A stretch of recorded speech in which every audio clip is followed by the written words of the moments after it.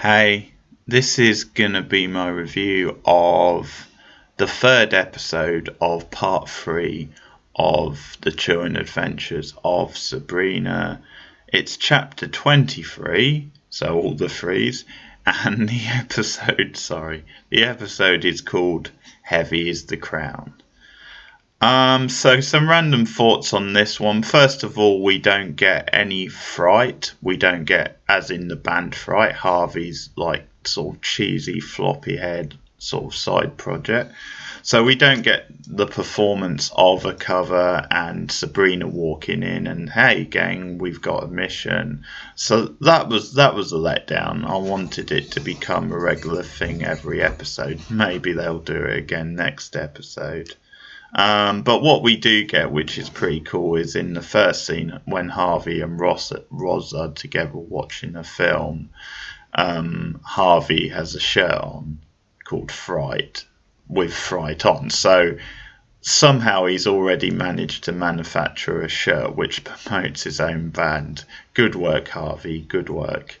And I have to say, I think it would be cool if they could do like a real life sort of promotion where they actually sell Fright CDs outside of the show. In the real world is what I'm talking. Come on, it has to happen. Let's push for it, folks. We've got to have a Fright CD with all the covers that they play in the show. If they do more. So far they've only done two, so you would struggle with that, but it's got to happen. Let's push for it. Let's hope Fright return in full force in the next episode. But that opening scene kind of sets up this episode because it's the teenage drama kicking in because Harvey and Roz are starting to get close. It's quite a funny scene actually because they're there with Harvey's father, so they're around his house and the father's sort of eyeing them up because they're like sort of cozying up together watching the film, and Harvey's father takes him aside in private and asks him, do you have protection? And Harvey, I'm not sure like he's telling the truth, but he just quickly says yes, and shuts his father down. That sort of awkward sort of teen moment. And then he goes back to Roz and they sort of call it a night.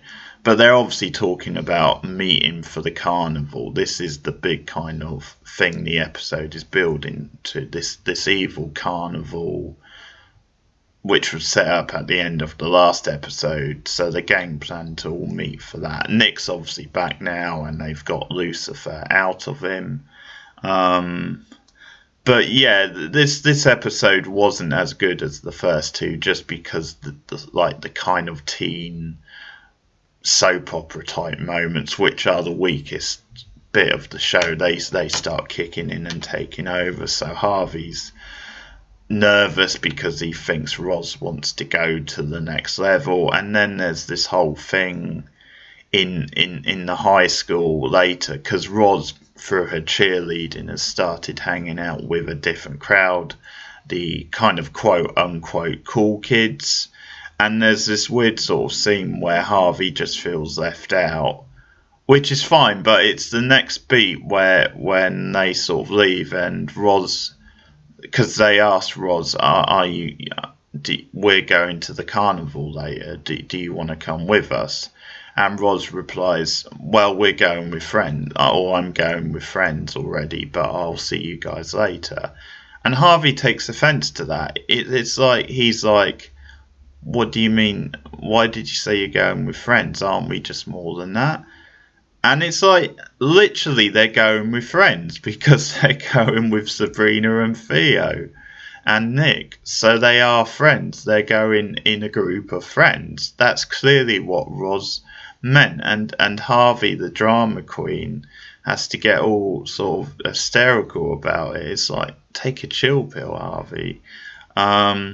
So that's an example. I mean, and so there's that as well, because in a later scene when they're at the carnival, Harvey then gets jealous because there's like a whole one of those Hercules type games where you basically, smack with the hammer, you smack the big metal object, and you have to hit it hard enough so it hits the top of the thing.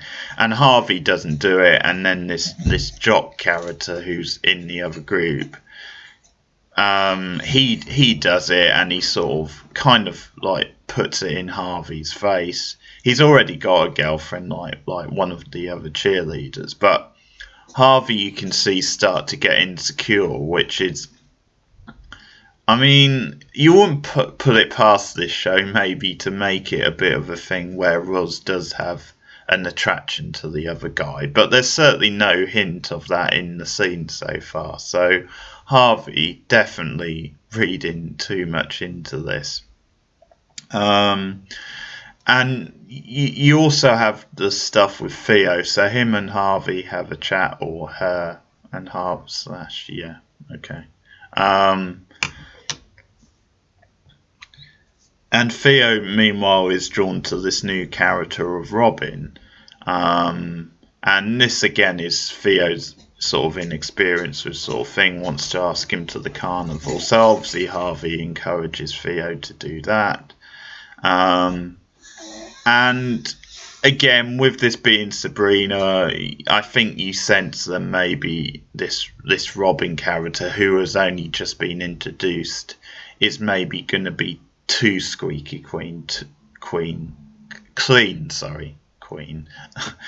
Too good to be true, basically. And that's what we get later on, which I'll talk about. But actually, the Theo Robin stuff is fine. I don't really have a problem with that. The scene when Theo asks Robin out, and then the scene with them at the fairground actually plays quite nice. That's quite a nice little moment, and they don't linger on it too much. But the Sabrina stuff with Nick is the fallout from him obviously going to hell, and Nick obviously still having side effects. He's got club feet of all sorts, and he's convinced that he still has like Lucifer inside him, and he's still traumatized. And throughout the episode, we see him just getting really angsty and pissy with people. The most hilarious scene with Nick might actually be where he's where he tries to cut his own foot off, and you see, I think you can see in that scene that angst-ridden and emotion isn't this actor's strong point. It really doesn't play very well, but it's kind of hilarious in a bad sort of way. But Sabrina basically lies to her aunt Zelda about that they're going to school for the day, because she just wants to spend it with Nick because she's only just got him back. But Nick is acting all like standoffish a little bit, not in a clear way, but he kind of comes up with an excuse to sort of be alone, and that's because he's still suffering the effects. And I do like Helder again taking Sabrina's side, because she knows that Sabrina actually wants to spend the day with Nick. So Sabrina has like the finger crossed behind her back, and Helder, confusing, gives her like the little wink. But then Madam Satan pops in for a visit, and she says, Sabrina, you've got to come back to hell. There's like a court thing where they're trying to get our throne, trying to claim power from us. Caravan again is pushing the agenda, and Sabrina tries to stand her ground and says, no, I just want to spend the day with Nick, but it's actually Nick who talks her around. And we see Nick go off to Dorian Gray again, and we see that he's starting to dabble in the black stuff. And the episode it doesn't end actually, because there's another bit, but the last thing we see Nick in the episode do is that he's going into all these, he's taking sort of dark potions. There's this weird sort of brothel type thing with these sort of evil, vampy type girls. Again, it's forced sort of drama. It's not really needed, and it's not too.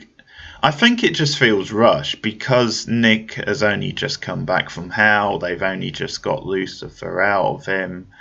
Um, it just feels a bit OTT and a bit soon for him to be like kind of doing this other stuff and doing it behind Sabrina's back. But whatever, we'll see where it leads. Um, and so Sabrina goes off to hell for the court, and Caravan, who's at the moment seems like this terrible, like clothes horse of a character. He was kind of this fun, cheesy beefcake, like visual when he first showed up, but the actor is clearly really bad, and I don't know. Again, there's quite a nice setup for like this plot where he says to Sabrina, "You have to find these three different like mythical objects that are hidden, and if you do that, you can keep the throne. But if I get them, I get the throne." So that's kind of the setup, and there's quite a nice thing they can do here, where the first one is that's sort of the plot of this episode, or part of the plot is the crown of the title. Heavy is the crowned. And then you've got the other two objects. So that's quite a nice device for them to use. So that takes up Sabrina's time actually for the rest of the day. She has to try and find this crown. And there's this well, Ambrose gets involved, and Ambrose is kind of terrible once again, but he uses his books to figure out where the crown might be, and we get a Riverdale reference. This, of course, is in the same universe as Riverdale. It's a nice crossover reference where they actually go to Riverdale because that's where the crown is said to be located. And I mean, there's a lot of waffle from Ambrose in this episode, as there normally is. I mean, there's one scene where he says to Aunt Zelda, "I can't be a teacher at the academy anymore because Europe has liberated me," sort of thing. Well, it certainly hasn't liberated the actor, I have to say this. He's as wooden as ever, but that's by the by. So they go off to find this crown in Riverdale, and it's quite an interesting scene because Sabrina obviously just wants to destroy it to end the problem. And Ambrose actually has this bright idea because in another like plot, the Academy of Black Arts, they've lost their powers essentially. This outsider force has sort of ripped them of their powers. So Ambrose has this bright idea. Well, this crown seems to have all these powers, so why don't we just use it before we destroy it? Why don't we use it to restore the Black Academy, the Academy of Black Arts, to its powers? And Sabrina like tentatively goes along with this. She's like, okay, but then we definitely destroy it. So they decided to take the crown rather than destroy it there and there. And cue, this is going to be a bad idea because next thing we see a swamp-looking monster, almost looks like Swamp Thing, that sort of character, come out of the tree. It's a nice little effect. I think like the creature effects on these shows, this show is generally quite good, bar the odd exception, but this looks kind of good and scrungy. And yeah, bad move taking the crown because it belongs to it, and by taking it, it awakens it. And so it heads for Greendale. Yeah, I'm pretty sure it's Greendale. Although I always think of Community when I think, but that's the college in Community. But it heads for Greendale to get the crown off Sabrina. It beats Ambrose up and then leaves it, and then it gets the crown back, but then asks the crown who's responsible for this, and Sabrina, and heads back. So it builds to like the carnival scene where the Swamp Thing is I'll call it Swamp Thing because why not, heads to the carnival to try and get the crown back off Sabrina. Well, it's got the crown, but to make Sabrina pay and to make all her friends pay. So the carnival's like scenes at the end actually aren't very interesting. I expected them to be this big like set piece of the episode, and they don't really do much with it. You get little subplots like Wardwell, who's now the human side of the character. The other side is what like seems lost, trying to find her identity. She goes to like a fortune tower. Because she's asking about Andrew, her dead husband, and the fortune teller puts this in the head. Well, you already know this. You've already seen him. You've been there, which I'm assuming is referencing the other side of her, the Madam Satan side. But this freaks her out, and she gets mad and leaves. But as I said, you get the teen drama and stuff, which really isn't very interesting. Theo kisses Robin, they get together. The stuff with Harvey and Roz, something funny happening with Roz and her eyes, which I wasn't quite sure about what that was meant to be about. But we know she's had issues with her eyes before. But it sort of builds to this thing where Nick and Sabrina go on the Tunnel of Love. Fitting, we've just had, or it's Valentine's Day today. Happy Valentine's Day. They go on the Tunnel of Love, and that's the setup. You know something bad's going to happen, and that's where the Swamp Thing appears.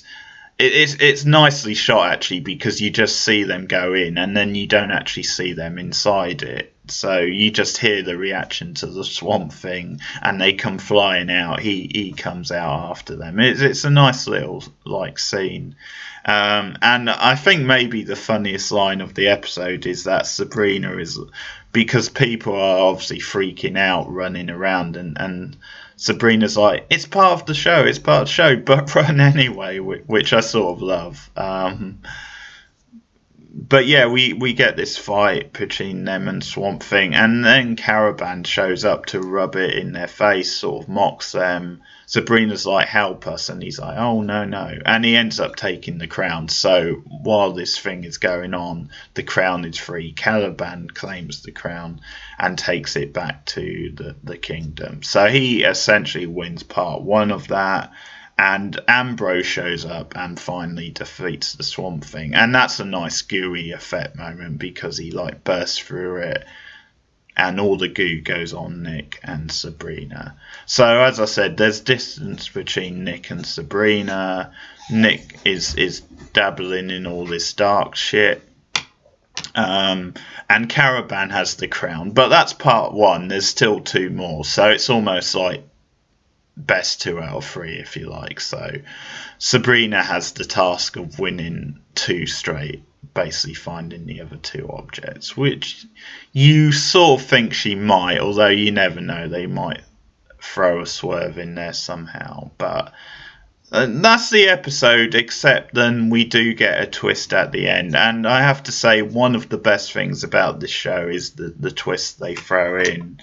And that is that basically the people running this carnival are like this weird sort of cult.